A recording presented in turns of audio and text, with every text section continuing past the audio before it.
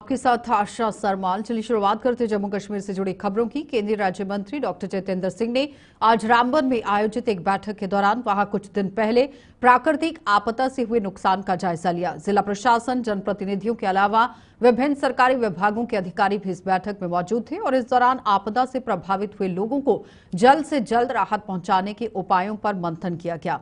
Doctor Jitendra Singh ने बताया कि आपदा के बाद प्रभावितों को फौरी तौर पर राहत पहुंचाने के लिए रामबन की आवाम ने भी अपना योगदान दिया है, जिसके लिए वो बधाई के पात्र हैं।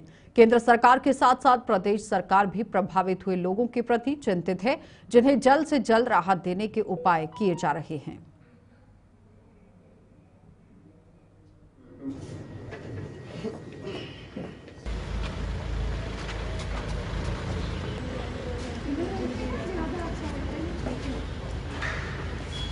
जिला इंतजामिया तारीफ के काबिल है, क्योंकि यकदम एक इस तरह का वाक़या हुआ और यकदम एक संकट आया जिसकी किसी ने गुमान ना था, किसी को मालूम ना था, और इतने बड़े स्केल में उसके बावजूद भी बड़े कम रिस्पांस टाइम में एडमिनिस्ट्रेशन राहत के लिए पहुंची। और उसका सबसे बड़ा सबूत और प्रमाण ये है कि हमारा जान और माल का नुकसान कम करने में वो कामयाब रहे। 3 तो कैजुअल्टीज़ हुई बदकिस्मती से, लेकिन बहुत ज़्यादा भी हो सकती थी जिस तरह का ये डिज़ास्टर हुआ था। तो और साथ ही साथ सिविल सोसाइटी ने, हमारे चुने हुए नुमाइंदे, हमारे शहरदार, हमारे डीडीसी, हमारे एमएलए, हमारे व्यापार मंडल, उन सब ने भी एक सुर में हर जमात के लोगों ने इकट्ठा होकर के ताउन किया। मुझे लगता है ये whole of government and whole of society का एक बेहतरीन मॉडल और बेहतरीन नमूना रामबन के मुआशरे, रामबन के समाज ने पेश किया। बाकी जो राहत के काम है वो जारी हैं। कुछ एक दिक्कतें थी, लेकिन यूटी सरकार की ओर से भी और मरकज़ी सरकार की ओर से भी पूरी तरह से इनको सहयोग और ताउन दिया जा रहा है। कुछ एक जो लोगों के घर चले गए, मकान चले गए, उनको दोबारा रिहेबिलिटेट करने के लिए कुछ प्लॉट्स देने का एक मशवरा है, उस पर भी काम किया जा रहा है। कुछ एक दुकानें ज़ाया गई हैं, तो हम चाहेंगे कि हमारे व्यापारी से अपना काम धंधा शुरू कर सके। उसका किस तरह का ऑप्शन रहेगा, डीसी साहब भी उस पर काम कर रहे हैं। तो मुझे लगता है कि कुल मिलाकर के जितने भी ऐसे मुतासिर हुए लोग हैं, उनकी भरपाई किसी न किसी सूरत में करने का कोई ना कोई तरीका ढूंढा जाएगा और जल्द हो जाएगा। जो भी प्रधानमंत्री जी फैसला लेंगे वो मुल्क और आवाम की बहबूदगी के लिए, हमें उसमें ज़्यादा बात करने की ज़रूरत नहीं है, आउट ऑफ टर्न बात करने की ज़रूरत नहीं, क्योंकि होम मिनिस्ट्री के पास, डिफेंस मिनिस्ट्री के पास कुछ एक ऐसी इनपुट्स होती है जो शायद हमारे पास, आपके पास ना हो। जो भी फैसला किया जाएगा देश हित में, राष्ट्र हित में किया जाएगा। और मुझे ये कहते हुए भी खुशी है कि हमारा एक बहुत सालों से रुका हुआ शाहपुर कंडी का प्रोजेक्ट था दरियाए रावी पे, क्योंकि जब इंडस वाटर ट्रीटी हुई थी तो 3 दरिया हमारे हिस्से में आए थे, रावी, सतलुज और ब्यास। तो उसमें से बड़ा रावी था, लेकिन नामालूम किन वजूहात से पिछली सरकारों ने उस प्रोजेक्ट को 40-50 साल बंद बस्ते में रखा। तो मोदी जी के आने के बाद वो भी रिवाइव हुआ। उसके 2-3 महीने में उसका आखिरी फेज भी मुकम्मल हो जाएगा। तो हमारे हिस्से का पानी जो पंजाब और जम्मू कश्मीर के जो ज़िले हैं, बॉर्डर डिस्ट्रिक्ट, इस तरफ कठुआ, सांबा, उस तरफ गुरदासपुर, पठानकोट, उनके लिए इरीगेशन, पावर जनरेशन के लिए काम आएगा। तो इस दिशा में तो नेशनल कॉन्फ्रेंस के अध्यक्ष डॉक्टर फारूक अब्दुल्ला ने कहा कि यहां सिंधु जल संधि को लेकर बड़ा बयान दिया गया है। उन्होंने कहा कि सिंधु नदी के पानी का हकदार पाकिस्तान नहीं, सिर्फ और सिर्फ हिंदुस्तान है। डॉक्टर फारूक अब्दुल्ला ने आज साउथ कश्मीर में यहां पत्रकारों के सवालों के जवाब में सिंधु जल संधि की दोबारा से समीक्षा करने और इसे लेकर भारत द्वारा पाकिस्तान पर किए गए फैसले पर पुरजोर तरीके से समर्थन अपना किया है। अगर हम उनके बयानों पे गए तो फिर आगे नहीं चल सकते। जहां तक ये जो ट्रीटी है, इंडस वाटर ट्रीटी, हम कब से कह रहे हैं इस इंडस ट्रीटी की फिर से देखना पड़ेगा। हम खुद इससे मुसीबत में महरूम होते हैं। हमारे दरिया, हम ही महरूम। हम नहीं चाहते उनके पानी को बंद। हम कहते हैं मगर हमारा भी तो हक है। आज जम्मू में आप देखिए, अगर आप जाते हैं, वहां सबसे बड़ी कमी पानी की है। और हमने कोशिश की थी कि चिनाब से पानी उनके लिए ले जाए, मगर वर्ल्ड बैंक ने हमें मदद की, क्योंकि कहा ये तो इंडस वाटर ट्रीटी में आता है। आज मौका है कि हम वहां से ये पानी जम्मू के लिए लाए। हम भी तो हकदार हैं इस पानी के, वही सिर्फ नहीं है, हमें हकदार। हम कोई प्रोजेक्ट नहीं बना सकते, उनसे पूछना पड़ता है। आप बिजली से महरूम है या नहीं है, बताइए। बहुत कम बिजली आपके पास है, और इतने बड़े दरिया हैं जिसपे हम बिजली पैदा कर सकते हैं, हजारों मेगावाट हम पैदा कर सकते हैं। हम कभी महरूम नहीं रह सकते बिजली से, मगर नहीं बना सकते, वो नहीं देते इजाजत, मगर हम जा रहे हैं, इसको कर रहा है ठीक इंशाल्लाह।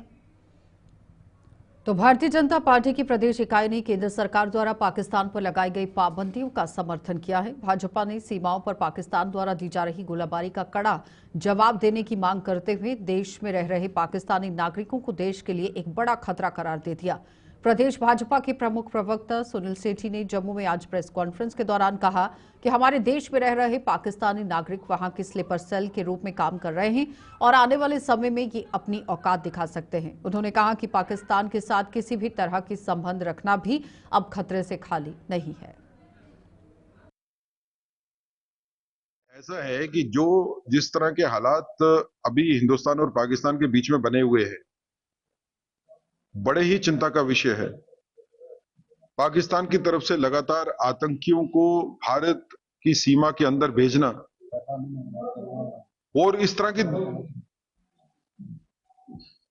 आतंकवादी घटनाएं करना जैसा पहलगाम में हुई है, चिंता का विषय है। इसके ऊपर भारतीय सरकार ने रिस्पॉन्ड करते हुए जैसे इंडस वाटर ट्रीटी को कैंसिल कर दिया और बाकी पाकिस्तान के ऊपर जो है वो रिस्ट्रिक्शंस लगाई हैं ट्रेड के ऊपर भी, उससे काफी हद तक पाकिस्तान को सबक जो है वो मिलेगा।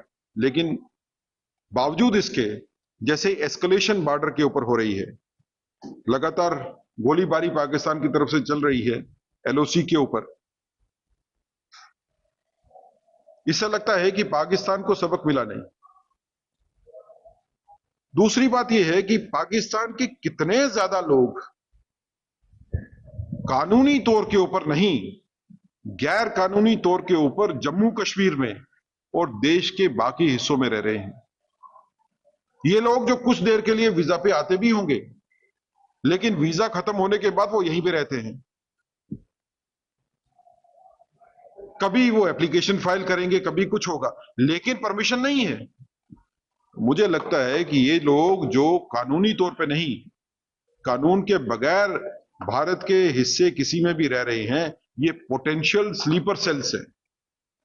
कभी भी युद्ध के हालात होंगे तो ये लोग अपना रोल प्ले करेंगे। इनकी आस्था भारत के साथ नहीं है, ये पाकिस्तानी हैं, दिल से पाकिस्तानी हैं, ये वहीं पे रहेंगे।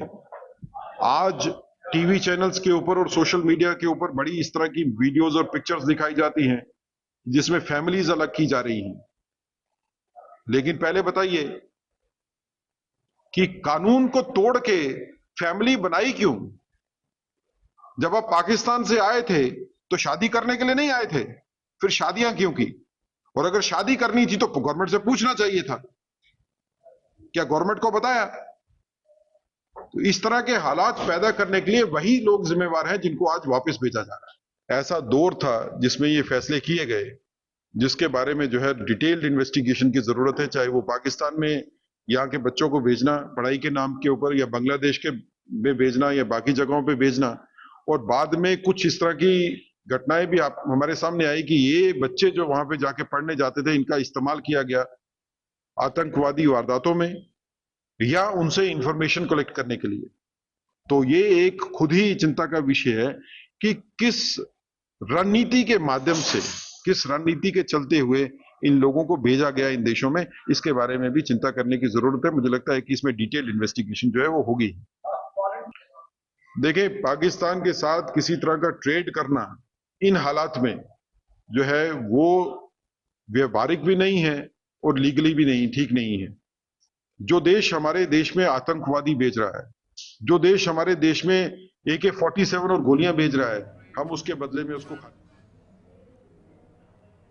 तो भाजपा के वरिष्ठ नेता और नेता प्रतिपक्ष सुनील शर्मा ने कहा, यहां सरकार आतंकवाद के साथ सख्ती से निपटने के लिए प्रतिबद्ध है और आतंकियों को किसी भी सूरत में बख्शा नहीं जाएगा। पहलगाम में हुए आतंकी हमले के बाद आज बांडीपुरा की अपनी यात्रा के दौरान उन्होंने ये भी कहा कि आतंकवादी चाहे कहीं पर भी छिपे हों, उनका एक एक करके सफाया किया जाएगा।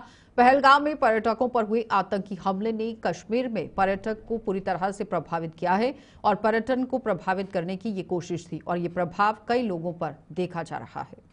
उसके साथ ही पहलगाम की घटना ने पर्यटन क्षेत्र को अस्थायी रूप से प्रभावित किया है, लेकिन उन्हें विश्वास है कि धीरे धीरे सामान्य स्थिति बहाल हो जाएगी। आपको ये भी बताते चलें कि सुनील शर्मा पूर्व विधायक फकीर खान के परिवार को संवेदना व्यक्त करने के लिए भी बांडीपुरा आए थे, जिनका हाल ही में निधन हो गया था। उनके साथ भाजपा के बांडीपुरा नेता नसीर लोन और पार्टी के अन्य वरिष्ठ कार्यकर्ता मौजूद थे। पहली बार टूरिस्ट को निशाना बनाया है और नाम धर्म पूछ के निशाना बनाया। ये टूरिस्ट कश्मीर की इकॉनमी का एक बैकबोन है। कश्मीर के ज़्यादातर गरीब तबका जो है वो टूरिस्ट से जुड़ा है। रेडी वाला है, फड़ी वाला है, गाड़ी वाला है, होटल वाला है, घोड़े वाला है। तो कश्मीर की इकॉनमी का मेजर पार्ट जो है वो टूरिस्ट्स पे डिपेंडेंट है। इस वजह से ये अटैक जो है डिफरेंट है और इस तरीके से मासूम, निहत्थे, बेकसूर लोगों को निशाना बनाना, इससे पूरी इंसानियत खफा हुई है।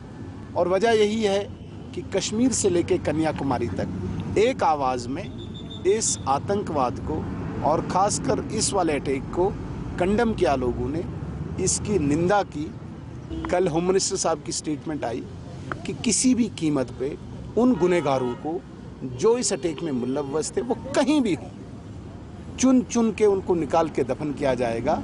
थोड़ा इंतज़ार करना चाहिए। ज़रूर आप देखेंगे कि जो भी गुनहगार मुलव्वस इसमें थे उन्हें किसी भी बिल में छुपे हों वहाँ से निकाल के उनसे हिसाब लिया जाए। सरकार ने कुछ टूरिस्ट डेस्टिनेशंस पर जिस प्रकार से पाबंदी भी लगाई है, सिक्योरिटी पॉइंट ऑफ व्यू से, जिस प्रकार से हमारे बॉर्डर्स टेंस हैं, जिस प्रकार से अंदर हमारी एक डिस्टर्बेंस है, तो कहीं न कहीं ये जायज़ भी है कि कुछ ऐसी डेस्टिनेशंस जहाँ पे अप्रीहेंशन है कुछ इस प्रकार की घटना होने की, वहाँ पे भी रोकना कुछ टाइम के लिए ज़रूरी है। लेकिन साथ साथ जो तबका इससे जुड़ा हुआ है वो बिल्कुल परेशान है, इसमें कोई शक नहीं है। हमें उम्मीद है कि सरकार बहुत जल्दी इस पर फैसला लेके टूरिस्ट को। तो कश्मीरी पंडितों की संस्था पनन कश्मीर के पहलगाम में पर्यटकों पर हुए आतंकी हमले की कड़ी निंदा की है। पनन कश्मीर में केंद्र सरकार द्वारा पाकिस्तान को अभी तक आतंकवादी राष्ट्र घोषित न किए जाने पर ऐतराज जताया। जम्मू में आज एक प्रेस कॉन्फ्रेंस के दौरान पनन कश्मीर के चेयरमैन डॉक्टर अजय चुरुंगू ने इस पूरे मामले को लेकर और क्या कुछ कहा, देखिए। पहलगाम में जो ये जिनोसाइडल हत्याकांड हुआ है, इसके बारे में पनन कश्मीर की तरफ से अपना मत रखने के लिए हम आज आए हैं और हम ये कहना चाहते हैं कि भारत सरकार अगर समझती है कि ये पाकिस्तान ने किया है और पाकिस्तान को दंडित करना चाहिए, हम सब लोग तो उसका समर्थन करते हैं, लेकिन भारत सरकार अभी तक पाकिस्तान को आतंकवादी राष्ट्र घोषित करने से क्यों कतरा रही है। दूसरी बात, पहलगाम में जो घटनाक्रम हुआ है उसमें क्लियरली हमको मालूम है कि हत्याएं क्यों हुई, किनके खिलाफ हत्याओं का अभियान ये चला। उसके बाद भारत सरकार को कौन सी ये बात रोक रही है कि कश्मीर का आतंकवाद एक जिनोसाइड करने वाला एक आतंकवाद है और इस बात को वो मान्यता दे जो कश्मीर घाटी में हुआ हिंदुओं के साथ वो एक जिनोसाइड था। ये दूसरी बात है। तीसरी बात हम ये कहना चाहते हैं कि भारत सरकार को किस चीज ने रोका है कि वो अभी तक ये बात नहीं कह पा रही है कि भाई जो पाकिस्तान में बलूचिस्तान में चल रहा है हम उसका समर्थन करेंगे। वहां पे तो एक आजादी की, सही मानों में आजादी की लड़ाई चल रही है, वो उसका समर्थन क्यों नहीं करते हैं। ये हम तीसरी बात कहना चाहते हैं। चौथी बात हम ये कहना चाहते हैं कि वो इस बात को समझ ले कि ये सिक्योरिटी लैप्स नहीं था, ये सिक्योरिटी डॉक्ट्रिन का फेलियर था। ये इस बात का फेलियर था जो ये समझते थे कि टूरिज्म के माध्यम से हम टेररिज्म को डिफीट कर लेंगे। हम भारत सरकार से निवेदन करना चाहते हैं कि क्या उनकी पॉलिसी हिंदुओं को ह्यूमन शील्ड के रूप में इस्तेमाल करने की पॉलिसी है? क्या उनकी पॉलिसी हिंदुओं को एक होस्टेज के रूप में इस्तेमाल करने की पॉलिसी है? क्या उनकी पॉलिसी हिंदुओं को, भारत के नागरिकों को सैंडबैग के रूप में, एक बंकर का जो सैंडबैग हो गया उसके रूप में इस्तेमाल करने की पॉलिसी है? अगर ऐसी पॉलिसी है तो इसको तर्क कीजिए, इसको छोड़िए। आप आतंकवाद का निराकरण नहीं कर पाएंगे। ये बातें कहते हुए मैं कहता हूं कि अब ये समय आ गया है, भारत सरकार ने जो पुनर्गठन का काम किया था उसको कंप्लीट करे, जम्मू को अलग करे और कश्मीर का विभाजन करे। कश्मीर के विभाजन करके वहां पे जो जिनोसाइड विक्टिम्स है उनके लिए एक नई यूनियन टेरिटरी का निर्माण करे, जिसको हम पन कश्मीर बोलते हैं। अगर वो ये आंतरिक काम नहीं करेगी तो बड़ी लड़ाई जो उसकी है पान इस्लामिक आतंकवाद के साथ, पाकिस्तान के साथ, जो अंतर्राष्ट्रीय शक्तियां देश को कमजोर करना चाहती हैं, वो ये युद्ध निर्णायक तरीके। नशा मुक्त भारत अभियान के तहत लोगों को नशे के दुष्प्रभावों के प्रति जागरूक किया जा रहा है। इसी कड़ी में यहां जिंदरा स्थित गवर्नमेंट हाई सेकेंडरी स्कूल द्वारा नशे के खिलाफ जारी इस अभियान के तहत आज एक जागरूकता रैली निकाली गई और रैली के अलावा स्कूल के प्रिंसिपल कस्तूरीलाल वर्मा सहित अन्य वक्ताओं ने भी स्कूल में आयोजित एक कार्यक्रम के दौरान बच्चों को नशे के दुष्प्रभावों की जानकारी दी और समाज के हर वर्ग को इस बुराई के प्रति जागरूक करने का आह्वान किया। इस मौके पर स्वास्थ्य विभाग का स्टाफ और स्कूल के स्टाफ सदस्य भी मौजूद रहे।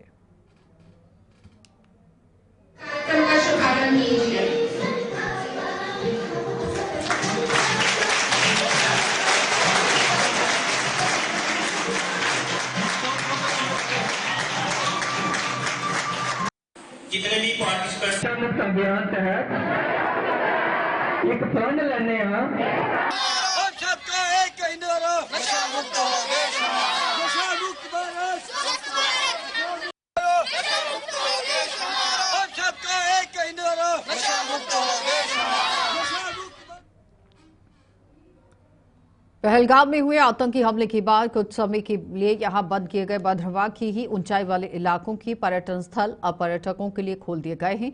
इन पर्यटन स्थलों पर पर्यटकों की भीड़ उमड़ रही है, जहां पर वो कड़ी सुरक्षा के बीच में इन हसीन वादियों का लुत्फ उठाते हुए नजर आए, मौज मस्ती कर रहे हैं। तो पर्यटकों में किसी भी किस्म का डर खौफ नहीं देखा जा रहा। उन्होंने पहलगाम में हुए आतंकी हमले पर दुख जताते हुए सुरक्षा बलों द्वारा उन्हें सुरक्षा मुहैया कराए जाने के लिए उनका आभार जताया। मेरा नाम पूजा है और मैं उज्जैन एमपी से आई हूँ और हम यहाँ पे जम्मू कश्मीर में भी यहाँ पर एंजॉय करने के लिए आए हैं। तो मेरा ये संदेश है कि जो पाकिस्तान वालों ने, जो आतंकवादियों ने पहलगाम में एक जो हमला हुआ था, जो जिसमें 26 टूरिस्ट मारे गए, जो आतंकवादी चाहते कि हम यहाँ पे एंजॉय ना करने आए, एंजॉय करने आए हैं, हमेशा एंजॉय करेंगे। वो चाहते हैं कि हम यहाँ पे एंजॉय करने ना आए, तो हम हमेशा एंजॉय करते आते रहेंगे, हम नहीं डरेंगे। देश हमारे, मिट्टी हमारी, हम यहाँ पे जरूर रहेंगे। जय हिंद, आई लव इंडिया। और हमारी सेफ्टी के लिए हमारी इंडियन आर्मी हमेशा रहेगी। पहलगाम में जो घटना हुई है, उस घटना को सुनकर, देखकर, जानकर हमें इतना दुख हुआ था कि हम स्तब्ध रह गए। अपने इसको शब्दों में बयान नहीं कर सकते। लेकिन हमारा प्रोग्राम इधर आने का था और हमें कुछ लोग ये कह रहे थे कि ऐसी परिस्थिति में आपको वहाँ नहीं जाना चाहिए, लेकिन हमने कहा नहीं, इस तरह तो हमारा शत्रु हमारे ऊपर हावी होगा कि हम जो है कहीं भी मतलब अपने घरों में दुबक कर बैठ जाएं। हम इसका जो है पूरे साहस के साथ सामना करेंगे और इसी बात का जवाब हम देने के लिए वहाँ से निकल पड़े और कटरा मतलब वैष्णो देवी यात्रा के पश्चात बच्चों के साथ यहाँ घूमने आए हैं।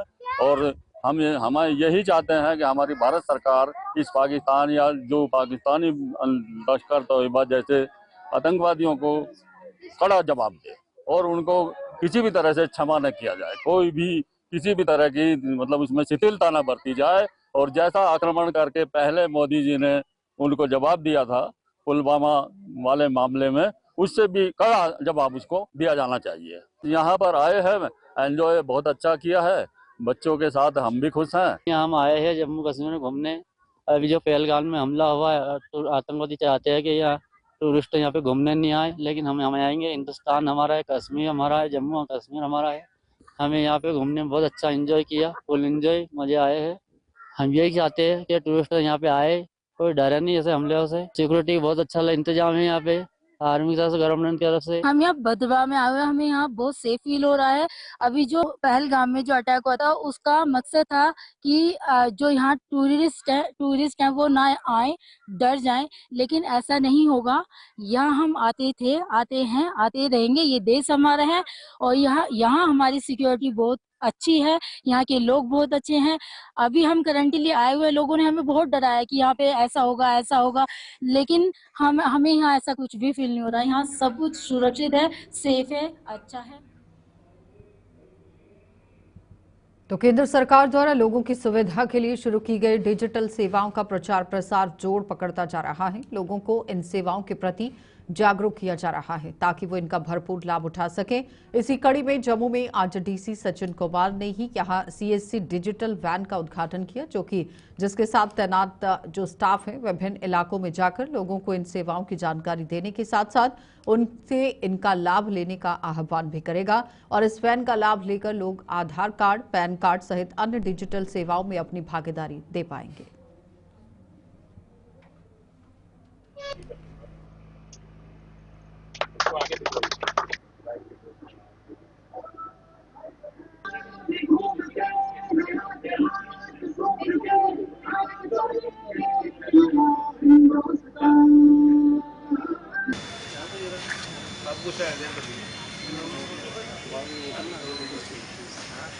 हेलो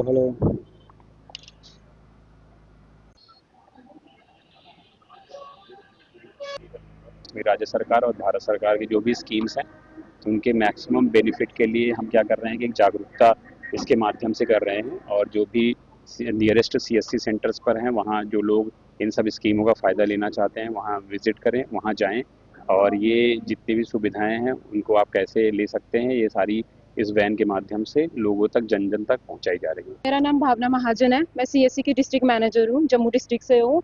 ये सीएससी एक ऐसा प्लेटफॉर्म है, यहाँ पे आप हमारा हर एक विलेज में, हर एक गांव में सीएससी है, जिसमें आप क्या कर सकते हो, कोई भी सर्विस लेनी है आपको कहीं जाने की ज़रूरत नहीं है। आपका एक वन पॉइंट है सीएससी, जिसमें आप अपना पैन बना सकते हो, इंश्योरेंस करवा सकते हो, रेलवे टिकट, फ्लाइट टिकट, उसके बाद आप क्रेडिट कार्ड अपना अप्लाई कर सकते हो।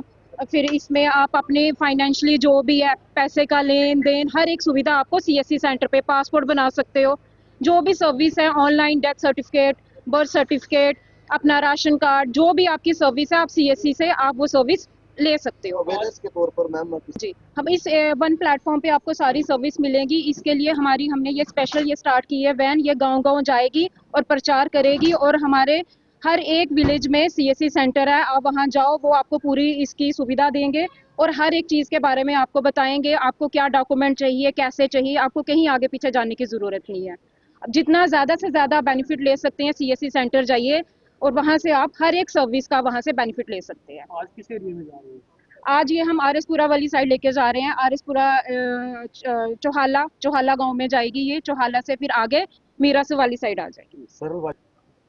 सरल भाषा में अगर देखा जाए, सीएससी एक ऐसा माध्यम है कि आपको हर एक सर्विस यहीं से प्रोवाइड होगी, आपको कहीं जाने की ज़रूरत नहीं है।